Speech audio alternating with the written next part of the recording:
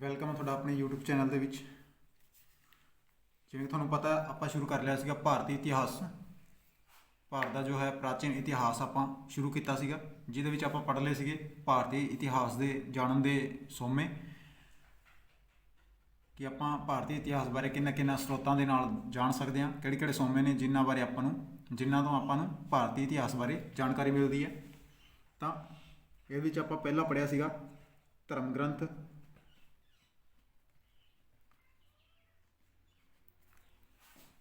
ਪਹਿਲਾ ਪਾਰਟ ਸੀਗਾ। ਇਹਨਾਂ ਸੋਮਿਆਂ ਨੂੰ 4 ਹਿੱਸਿਆਂ ਦੇ ਵਿੱਚ ਵੰਡਿਆ ਸੀਗਾ, ਜਿਹਦੇ ਵਿੱਚ ਆਪਾਂ ਪਹਿਲਾਂ ਪੜ੍ਹਿਆ ਸੀਗਾ ਧਰਮ ਗ੍ਰੰਥ, ਦੂਜਾ ਸੀਗਾ ਇਤਿਹਾਸਿਕ ਗ੍ਰੰਥ, ਤੀਜਾ ਸੀਗਾ ਵਿਦੇਸ਼ੀਆਂ ਦੇ ਵਿਵਰਣ,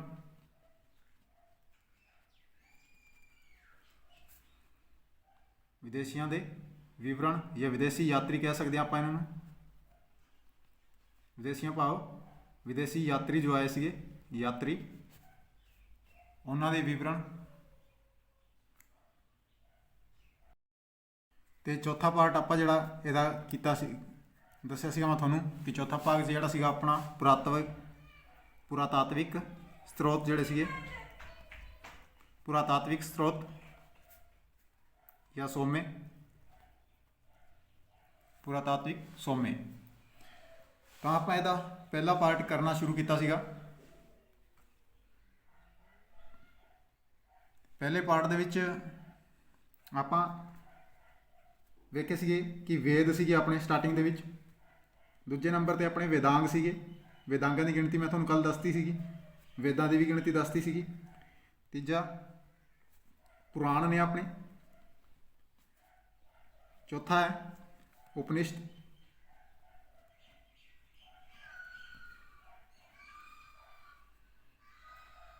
ਤਾਂ ਆਪਾਂ ਇਸ ਪਾਰਟ ਦੇ ਬਾਰੇ ਕਰ ਰਹੇ ਸੀਗੇ। ਇਤਿਹਾਸਿਕ ਗ੍ਰੰਥ ਆਪਾਂ ਅਗਲੀ ਵੀਡੀਓ ਦੇ ਵਿੱਚ ਕਰਾਂਗੇ ਸਟਾਰਟ ਇਹਨਾਂ ਨੂੰ। ਤਾਂ ਆਪਾਂ ਧਰਮ ਗ੍ਰੰਥਾਂ ਦੇ ਵਿੱਚ ਵੇਦਾਂ ਬਾਰੇ ਪੜ੍ਹ ਲਿਆ ਸੀਗਾ। ਵੇਦ ਆਪਣੇ 4 ਸੀਗੇ। ਕਿਹੜੇ ਕਿਹੜੇ ਸੀਗੇ? ਰਿਗਵੇਦ ਸੀਗਾ, ਯਜੁਰਵੇਦ ਸੀਗਾ, ਸਾਮਵੇਦ ਸੀਗਾ ਤੇ ਅਥਰਵਵੇਦ ਸੀਗਾ। ਫਿਰ ਅੱਗੇ ਇਹਨਾਂ ਦੇ ਉਪਵੇਦ ਸੀਗੇ, ਇਹਨਾਂ ਬਾਰੇ ਆਪਾਂ ਪੜ੍ਹਿਆ ਸੀਗਾ ਤੇ ਇਹਨਾਂ ਦੀ ਡਿਟੇਲ ਜਾਣੀ ਸੀਗੀ। ਅੱਜ ਆਪਾਂ ਪੜ੍ਹਾਂਗੇ ਵੇਦਾਂਗਾਂ ਦੇ ਬਾਰੇ, ਕਿ ਆਪਣੇ ਵੇਦਾਂਗ ਕੀ ਨੇ। ਵੇਦਾਂਗਾਂ ਦੀ ਗਿਣਤੀ ਸੀਗੀ ਆਪਣੀ 6, ਪੁਰਾਣ ਸੀਗੇ ਆਪਣੇ 18 ਤੇ ਉਪਨਿਸ਼ਦ ਸੀਗੇ ਆਪਣੇ 108। ਤਾਂ ਇਹ ਇਹਨਾਂ ਦੀ ਸੰਖਿਆ ਸੀਗੀ। ਤਾਂ ਆਪਾਂ ਕੱਲ ਵੇਦਾਂ ਬਾਰੇ ਪੜ੍ਹ ਲਿਆ ਸੀਗਾ। ਅੱਜ ਆਪਾਂ ਪੜ੍ਹਾਂਗੇ ਵੇਦਾਂਗਾਂ ਬਾਰੇ। ਵੇਦਾਂਗ ਕੀ ਨੇ, ਇੱਥੇ ਸ਼ੁਰੂ ਕਰ ਲੈਂਦੇ ਹਾਂ ਆਪਣਾ ਦੂਜਾ ਪਾਰਟ ਜਿਹੜਾ ਹੈ ਵੇਦਾਂਗ। ਧਰਮ ਗ੍ਰੰਥਾਂ ਦਾ ਜੋ ਦੂਜਾ ਪਾਰਟ ਹੈ ਵੇਦਾਂਗ। ਇਹ ਮੈਂ ਲਾਈਨ ਲਾਤੀ ਹੈ ਇੱਥੇ। ਤਾਂ ਵੇਦਾਂਗ ਜਿਹੜੇ ਹੈਗੇ ਆ ਇਹ ਕੀ ਨੇ, ਇਹਨਾਂ ਦੀ ਕਿਉਂ ਰਚਨਾ ਕੀਤੀ ਗਈ, ਇਹਦੇ ਬਾਰੇ ਆਪਾਂ ਪੜ੍ਹਦੇ ਹਾਂ। ਸਭ ਤੋਂ ਪਹਿਲਾਂ ਤਾਂ ਵੇਦਾਂਗ ਜਿਹੜੇ ਹੈਗੇ ਆ ਇਹਨਾਂ ਦੀ ਰਚਨਾ ਕਿਉਂ ਕੀਤੀ ਗਈ, ਇਹਦੇ ਬਾਰੇ ਪੜ੍ਹ ਲੈਂਦੇ ਹਾਂ। ਤਾਂ ਵੇਦਾਂਗਾਂ ਦੀ ਰਚਨਾ ਇਸ ਲਈ ਕੀਤੀ ਗਈ ਤਾਂ ਕਿ ਵੇਦਾਂ ਨੂੰ ਜੋ ਹੈ ਭਲੀ ਭਾਂਤੀ ਸਮਝਿਆ ਜਾ ਸਕੇ, ਚੰਗੀ ਤਰ੍ਹਾਂ ਸਮਝਿਆ ਜਾ ਸਕੇ। ਭਾਵ ਆਪਾਂ ਕਹਿ ਸਕਦੇ ਹਾਂ ਕਿ ਵੇਦਾਂ ਨੂੰ ਭਲੀ ਭਾਂਤ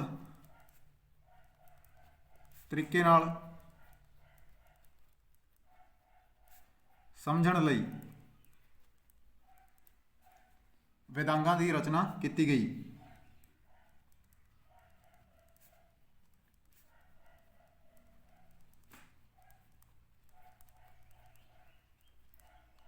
ਕਿਉਂ ਕੀਤੀ ਗਈ? ਤਾਂ ਕਿ ਵੇਦਾਂ ਨੂੰ ਸਮਝਿਆ ਜਾ ਸਕੇ। ਵੇਦਾਂ ਨੂੰ ਸਮਝਣ ਦੇ ਲਈ ਆਪਣੇ ਵੇਦਾਂਗਾਂ ਦੀ ਜੋ ਹੈ ਰਚਨਾ ਕੀਤੀ ਗਈ ਸੀਗੀ। ਤੇ ਹੁਣ ਜੋ ਹੈ ਇਹਨਾਂ ਦੀ ਸੰਖਿਆ ਬਾਰੇ ਆਉਂਦਾ ਕਿ ਇਹਨਾਂ ਦੀ ਸੰਖਿਆ ਕਿੰਨੀ ਹੈਗੀ ਹੈ। ਸੰਖਿਆ ਇਹਨਾਂ ਦੀ ਹੈਗੀ ਹੈ 6। ਕਿਹੜੇ ਕਿਹੜੇ ਨੇ? ਪਹਿਲਾ ਆਪਣਾ ਵੇਦਾਂਗ ਹੈ ਸਿੱਖਿਆ, ਦੂਜਾ ਵੇਦਾਂਗ ਹੈ ਆਪਣਾ ਜੋਤਿਸ਼, ਤੀਜਾ ਵੇਦਾਂਗ ਹੈ ਆਪਣਾ ਕਲਪ, ਚੌਥਾ ਵੇਦਾਂਗ ਹੈ ਆਪਣਾ ਨਿਰੁਕਤ, ਪੰਜਵਾਂ ਵੇਦਾਂਗ ਹੈ ਆਪਣਾ ਛੰਦ, ਤੇ 6ਵਾਂ ਜਿਹੜਾ ਆਪਣਾ वेदांग है ये है व्याकरण। व्याकरण बारे सारिਆਂ ਨੂੰ पता होगा। तो ये जो है अपने 6 वेदांग ने। ਹੁਣ ਆਪਾਂ वेदांगा बारे इन्ना ही पढ़ना है, इन्ना ही पढ़ना ਆਪਾਂ वेदांगा बारे, ज़्यादा कुछ नहीं है ਇਹਦੇ ਵਿੱਚ ਪੜ੍ਹਨ ਵਾਲਾ। वेदांगा की रचना क्यों की गई? वेदां ਨੂੰ ਭਲੀ-ਭਾਂਤੀ ਸਮਝਣ ਦੇ ਲਈ। ਤੇ ਇਹਨਾਂ ਦੀ ਗਿਣਤੀ ਕਿੰਨੀ ਹੈ? 6। क्वेश्चन यही बनता कि वेदांगा की गिणती कितनी है, किन्ने ने वेदांग? तो ये अपने जे 6। फिर पूछ लिया जाता है कि क्वेश्चन दे के कि इन्हां दे विचों किहड़ा वेदांग है, इदां दा क्वेश्चन बन जाता है। तो 4 वेदां दे विचों आपां नूं 3 तां वेदां दे नाम दिते जाणगे, एक वेदांग दे के कह देगा कि इदां विचों किहड़ा वेदांग है। तो आपां वो वेदांग जिहड़ा अपने 6 वेखे इन्हां दे विचों कोई एक होएगा तो उन्होंने आपां टिक करना। तो प्रश्न वेख लो किस तरह का बनेगा प्रश्न। किहड़ा वेदांग नहीं है?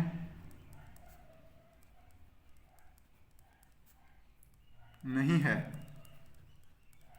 या ये बन जाएगा किहड़ा वेदांग है?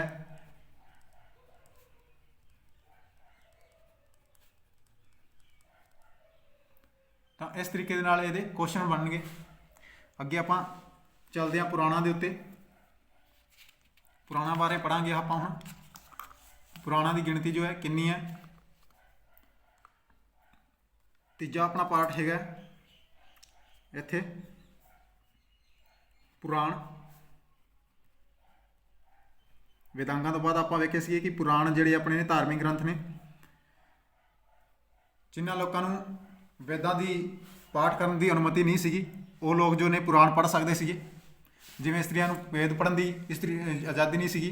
ते जो शुद्र लोग सीगे, छोटे जात नीवी जाति के लोग जिन्हां नूं मन्निया जांदा सीगा, ब्राह्मण वैश्य क्षत्रिय शुद्र जो सीगे, उन्हां दे विचों जो शुद्र जो सब तो नीवी जाति सीगी, उन्हां नूं वेदां दा पाठ करन दा उचारण करन दा अधिकार नहीं सीगा, आज़ादी नहीं सी उन्हां नूं।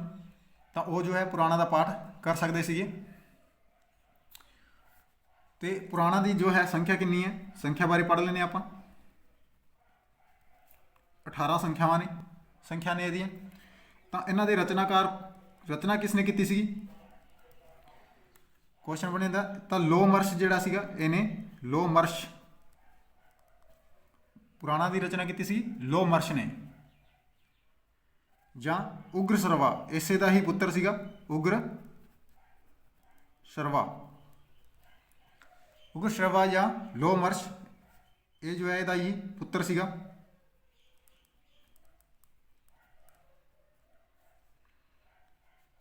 जो लोमर्श है इहदा पुत्र सीगा उग्र शर्वा। इन्हां दोनों नूं जो है पुराणा दे रचेता मन्ने जांदे ने कि इन्हां ने पुराणा दी रचना कीती सीगी।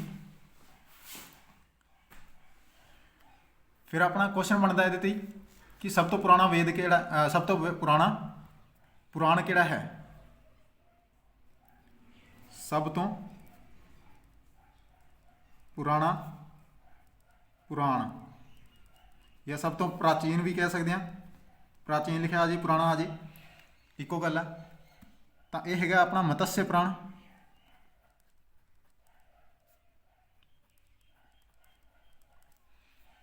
तो अपना बहुत बार एक क्वेश्चन बनया गया है कि मत्स्य पुराण जिहड़ा है सब तो पुराना है या नहीं। भाव ये क्वेश्चन दिता गया कि सब तो पुराना प्राचीन पुराण किहड़ा है। तो वो अपना आंसर आएगा मत्स्य पुराण, या इसनूं मछली पुराण भी आप कह सकते हैं। पंजाबी दे विच, हिंदी दे विच इहनूं मत्स्य पुराण ही कहा गया। तो आप पुराणा दी कुछ जिहड़े अपने इंपोर्टेंट 2-3 पुराण ने उन्हां दे बारे जान लैंदे आ कि किहड़े इंपोर्टेंट अपने पुराण ने। 2-3 हैगे आ। तो अपना पहला है विष्णु पुराण।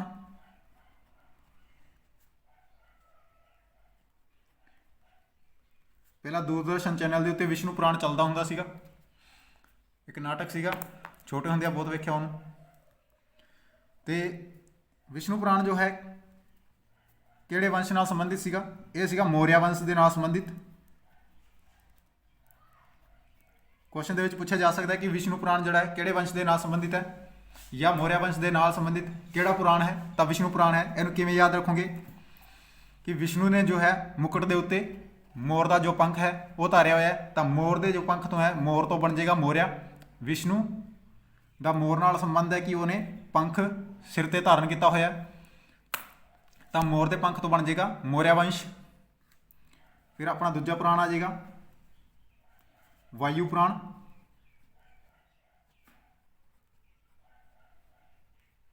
ਵਾਯੂ ਨੂੰ ਆਪਾਂ ਹਵਾ ਕਹਿੰਦੇ ਆ ਪੰਜਾਬੀ 'ਚ। ਤਾਂ ਵਾਯੂ ਪੁਰਾਣ ਜਿਹੜਾ ਸੀਗਾ ਇਹ ਕਿਹੜੇ ਵੰਸ਼ ਨਾਲ ਸੰਬੰਧਿਤ ਸੀਗਾ? ਇਹ ਗੁਪਤ ਵੰਸ਼ ਦੇ ਨਾਲ ਸੰਬੰਧਿਤ ਸੀਗਾ, ਗੁਪਤ ਵੰਸ਼। ਤੇ ਇਹਨੂੰ ਯਾਦ ਕਿਵੇਂ ਰੱਖ ਸਕਦੇ ਆਪਾਂ? ਕੁਐਸਚਨ ਬਣਦਾ ਤਾਂ ਕਿ ਵਾਯੂ ਪੁਰਾਣ ਕਿਹੜੇ ਵੰਸ਼ ਦੇ ਨਾਲ ਸੰਬੰਧਿਤ ਹੈ? ਤਾਂ ਇਹ ਹੈ ਗੁਪਤ ਵੰਸ਼ ਦੇ ਨਾਲ। ਇਹਨੂੰ ਕਿਵੇਂ ਯਾਦ ਰੱਖਾਂਗੇ ਕਿ ਹਵਾ ਜਿਹੜੀ ਹੈ ਕਿਸੇ ਨੂੰ ਦਿਖਾਈ ਨਹੀਂ ਦਿੰਦੀ, ਇਹ ਗੁਪਤ ਤਰੀਕੇ ਦੇ ਨਾਲ ਵਗਦੀ ਹੈ, ਚੱਲਦੀ ਹੈ। ਤਾਂ ਹਵਾ ਗੁਪਤ ਤਰੀਕੇ ਦੇ ਨਾਲ ਚੱਲਦੀ ਹੈ, ਤਾਂ ਵਾਯੂ ਪੁਰਾਣ ਜਿਹੜਾ ਹੈ ਕਿਹਦੇ ਨਾਲ ਸੰਬੰਧਿਤ ਹੋ ਗਿਆ? ਗੁਪਤ ਵੰਸ਼ ਦੇ ਨਾਲ। ਵਾਯੂ ਗੁਪਤ ਤਰੀਕੇ ਨਾਲ ਚੱਲਦੀ ਹੈ, ਕਿਸੇ ਨੂੰ ਦਿਖਾਈ ਨਹੀਂ ਦਿੰਦੀ, ਤਾਂ ਵਾਯੂ ਗੁਪਤ। फिर अपना आएगा मत्स्य पुराण।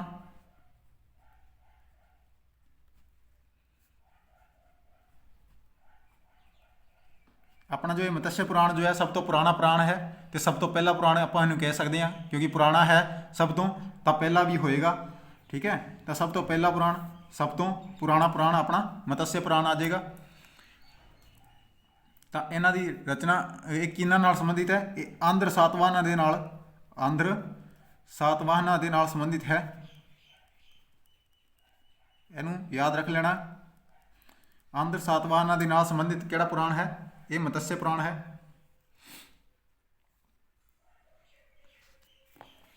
तो ये सीगे अपने पुराण। इन्हां तो बाद आपां क्रम वेख लैंदे कि वेदां तो बाद कौन आया। ठीक है, क्रमबद्धता वेख लैंदे कि किस तो बाद की आया सीगा।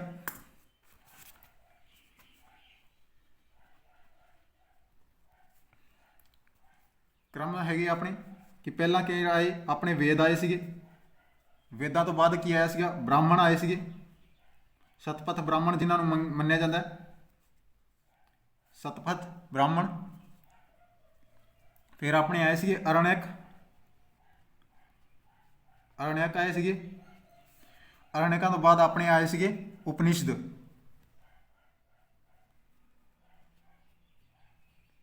उपनिषद, उपनिषद का की भाव है?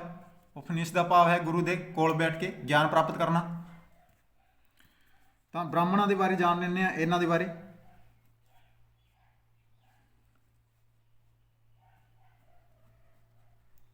ब्राह्मण सतपथ ब्राह्मणों में इस्त्री को पुरुष की अर्धांगिनी मन्निया गया। ये बारे यही पढ़ना अपना, ये अपना क्वेश्चन बनेगा कि किन्ना दे विच इस्त्री नूं पुरुष की अर्धांगिनी मन्निया गया है? तो शतपथ ब्राह्मण जो है,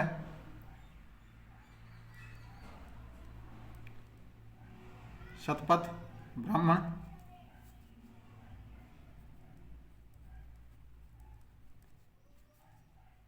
इस विच की है? इस्त्री नूं या औरत नूं, इस्त्री भाव औरत नूं पुरुष की अर्धांगिनी मन्निया गया है।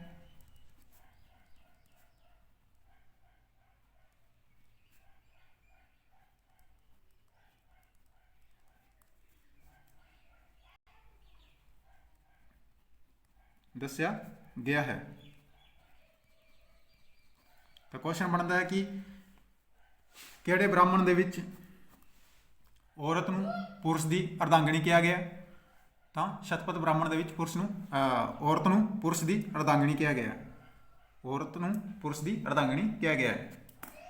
फिर अरण्यकों बारे अपने नूं जानने लई ज़्यादा कुछ नहीं है। फिर आपां उपनिषद बारे जानते हैं, उपनिषद बारे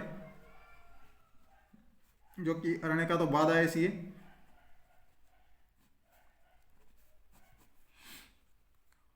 उपनिषदां की संख्या जो है, संख्या वो वेख लेने कितनी है। तुहानूं कल भी दस्सिया सीगा, अज भी आप स्टार्टिंग दे विच दसता सीगा 108 जो है इन्हां दी संख्या हैगी है। तो इहदा अर्थ की हैगा? उपनिषदां दा अर्थ इहदा मतलब हैगा गुरु दे कोल बैठ के ज्ञान प्राप्त करना, ज्ञान ਪ੍ਰਾਪਤ ਕਰਨਾ, ਗੁਰੂ ਦੇ ਕੋਲ ਬੈਠ ਕੇ ਗਿਆਨ ਪ੍ਰਾਪਤ ਕਰਨਾ। ਫਿਰ ਆਪਣਾ ਆ ਜਾਏਗਾ ਸਭ ਤੋਂ ਛੋਟਾ ਉਪਨਿਸ਼ਦ। ਕੁਐਸਚਨ ਬਣ ਜਾਂਦਾ ਆਪਣਾ ਪਹਿਲਾ ਇੱਥੇ, ਸਭ ਤੋਂ ਛੋਟਾ ਉਪਨਿਸ਼ਦ ਕਿਹੜਾ ਹੈ? ਸਭ ਤੋਂ ਛੋਟਾ ਉਪਨਿਸ਼ਦ, ਤਾਂ ਸਭ ਤੋਂ ਛੋਟਾ ਉਪਨਿਸ਼ਦ ਕਿਹੜਾ ਹੈ ਆਪਣਾ? ਛੰਦੋਗਿਆ ਹੈ। छंदोग्य या छंदोग्या जो है ये सब तो छोटा उपनिषद है अपना।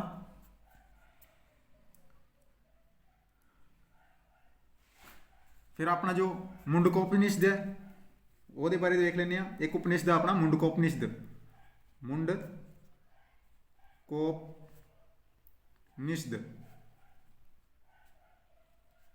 भाव मुंडक ते उपनिषद शब्द तो मिलके बनया मुंडकोपनिषद। मुंडक अते उपनिषद तो मिलके की बनया मुंडकोपनिषद। ते अपना जो सत्यमेव जयते आप वेखते हैं कि भारत वाला वो शेर वाला अपना जो लोगो है भारत का राष्ट्रीय चिन्ह वो थले लिखा होंगे सत्यमेव जयते।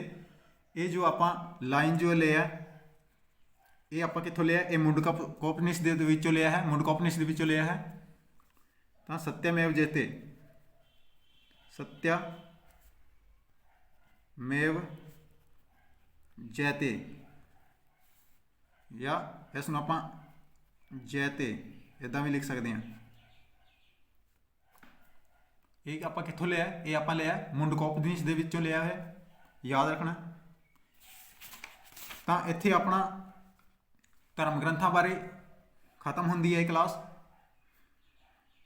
कल आप धर्म ग्रंथों बारे पढ़िया सीगा, जिहदे आप 4 वेदां बारे जानिया सीगा। पहला वेद सीगा अपना सब तो पुराना वेद ऋग्वेद, उस तो बाद अपना वेद सीगा यजुर्वेद, उस तो बाद सीगा अपना सामवेद, सामवेद तो बाद अथर्ववेद सीगा। फिर आप इन्हां दे उपवेदां दे बारे जानिया सीगा। ऋग्वेद का जो उपवेद सीगा वो आयुर्वेद सीगा, यजुर्वेद का धनुर्वेद सीगा उपवेद, सामवेद का जो उपवेद सीगा वो गंधर्ववेद सीगा, अथर्ववेद का जो उपवेद सी वो शिल्पवेद सीगा। फिर आप जानिया सीगा कि शिल्पवेद जो अथर्ववेद है वो अपना जो प्रजापति देवता होया वो 2 पुत्रियां सीगियां सभा ते समिति। इस तरीके नाल आपां अगे वधे सीगे वेदांगां तक। वेदांगां की संख्या सीगी अपनी 6, जिन्हां विचों आपां वेदांग पढ़ लए सीगे। रिपीट कर लैंदे आ किहड़े किहड़े आपां वेदांग लिखी है। तो वेदांगां नूं भलीभांत तरीके दे नाल समझण लई वेदांगां दी रचना की गई सी। वेदां नूं भलीभांत तरीके दे नाल समझण दे लई वेदांगां दी रचना की गई सी। इन्हां दी संख्या 6 सीगी वेदांगां दी। किहड़े किहड़े वेदांग सीगे? सिक्ख्या, ज्योतिष, कल्प, निरुक्त, छंद, व्याकरण, आ 6 अपने वेदांग सीगे। फिर इन्हां दे क्वेश्चन तुहानूं दसदा इस तरीके दे नाल क्वेश्चन बनणगे, किहड़ा वेदांग है किहड़ा नहीं है, किन्ने वेदांग है, इस तरीके नाल क्वेश्चन बनणगे। फिर आपां पुराण वेखे है। पुराणों की जो संख्या अपने को 18 हैगी है, 18 ही पुराण ने अपने, जिन्हों इन्हों की रचना जो है किसने की सी? लोमहर्ष ने इन्हों की रचना की। तो उसका जो पुत्र है वह भी इन्हों का रचनाकार मनिया जाता है। उग्रश्रवा उसका नाम है, लोमहर्ष का पुत्र उग्रश्रवा। सब तो पुराना पुराण किहड़ा है? ये मत्स्य पुराण है। सब तो प्राचीन पुराण मत्स्य पुराण। तो सब तो इंपोर्टेंट पुराण है, वो पेपर के बहुत बार पूछे जा चुके हैं।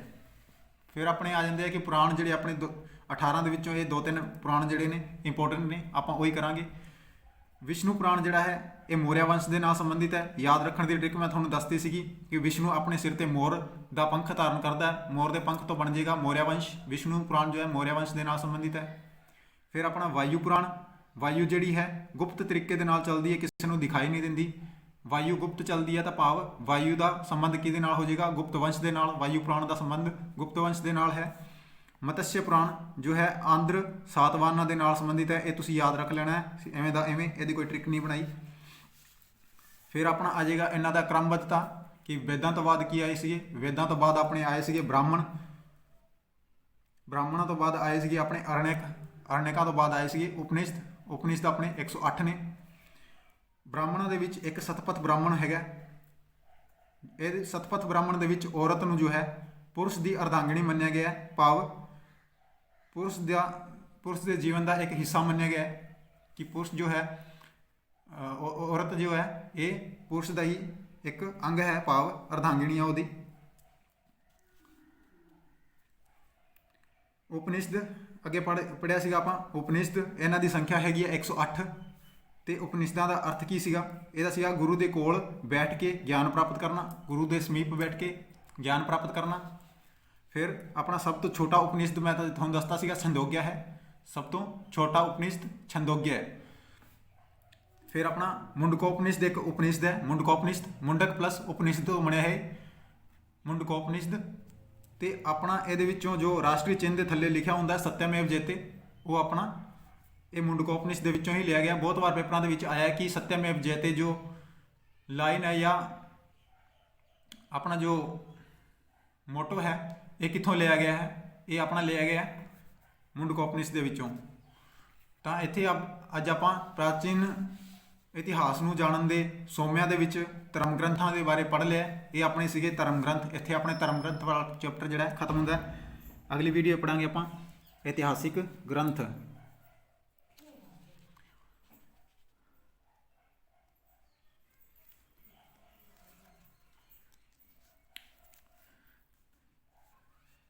ਤਾਂ ਵੀਡੀਓ ਨੂੰ ਲਾਈਕ ਸ਼ੇਅਰ ਤੇ ਚੈਨਲ ਨੂੰ ਸਬਸਕ੍ਰਾਈਬ ਕਰ ਲਓ ਤੇ ਬੈਲ ਆਈਕਨ ਪ੍ਰੈਸ ਕਰ ਲਓ ਤਾਂ ਕਿ ਅਗਲੀ ਵੀਡੀਓ ਦਾ ਜੋ ਨੋਟੀਫਿਕੇਸ਼ਨ ਹੈ ਉਹ ਤੁਹਾਨੂੰ ਮਿਲ ਜੇ। ਧੰਨਵਾਦ।